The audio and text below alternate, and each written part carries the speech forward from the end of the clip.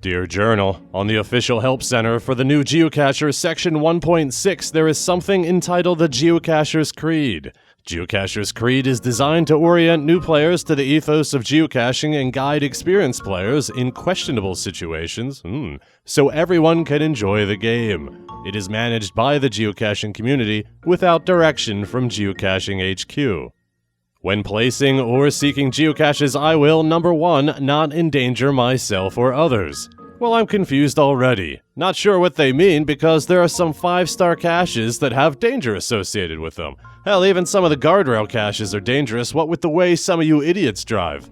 People have died while geocaching. We all assume a certain amount of risk involved in getting our names on those pieces of paper when they're in difficult locations, but we're supposed to compare it with our ability to handle said risk in order to make a decision whether to go for it or not. So again, not entirely sure what Creed number 1 is getting at. What if you decided to place a cache on your property in the picturesque tree fort you and your son, now in college, built, and you list it as difficulty 1, terrain 2, cause you gotta climb a ladder up 1 story to get there. Then one day, little 11-year-old Jeffrey makes a free geocaching account because there's no age limit, and without telling anyone, goes for your cache while you're at work and breaks his leg and gouges his eyeball out on a branch. His parents attempt to sue you and Groundspeak because they feel you are partially liable. He's 11, he doesn't understand assumption of risk. What about the disclaimers? That's not some magic spell that prevents lawsuits from happening, and Groundspeak's disclaimer is to protect Groundspeak, not you. I wasn't able to Google up any concrete evidence of successful civil suits against a cache owner, but I don't think it's a stretch that a good lawyer could get something started that would be very costly for you to battle, win or lose.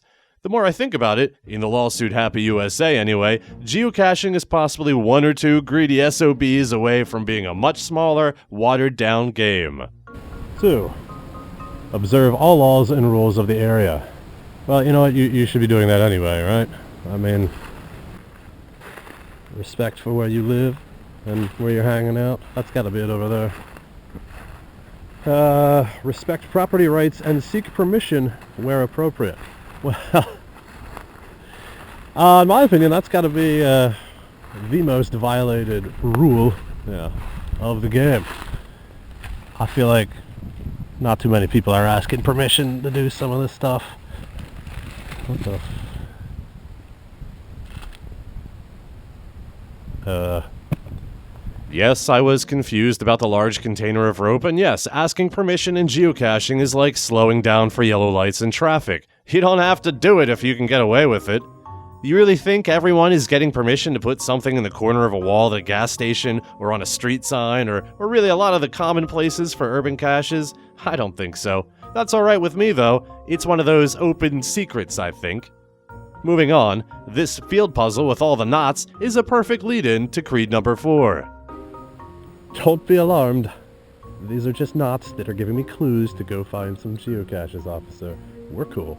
Avoid causing disruptions or public alarm. Yes, some caches look like bombs, so please don't put them in parking lots and playgrounds. But not just that, remember that rooting around, tugging at light fixtures, and feeling up signs anywhere makes you look like a freak. It's great that you're confident and proud and boldly walk up to lamp pole caches with no worries because you're a law-abiding citizen and you have rights, but you still look like a freak, and people call the police on freaks. Circle of life. So maybe be a little more stealthy, don't let the man catch you, and you won't get someone's cache blown up.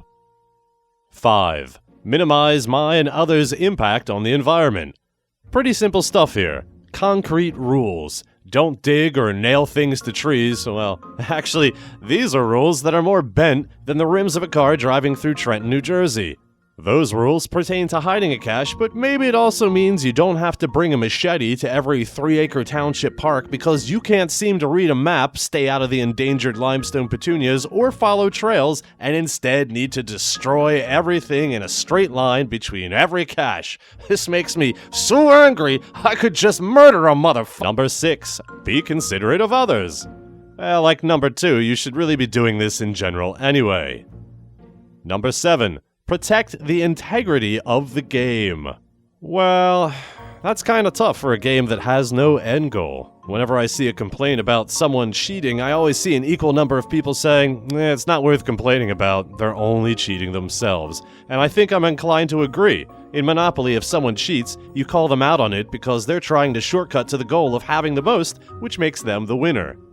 If someone logs caches without signing it, you call them out on it because they're trying to shortcut to, well, to what? A higher number than you? Some digital art for faking a find on a certain day? I mean, protect the integrity of the game. What about the whole blind eye to thousands of caches without permission thing? You define the integrity that I'm supposed to protect, and I'll get back to you.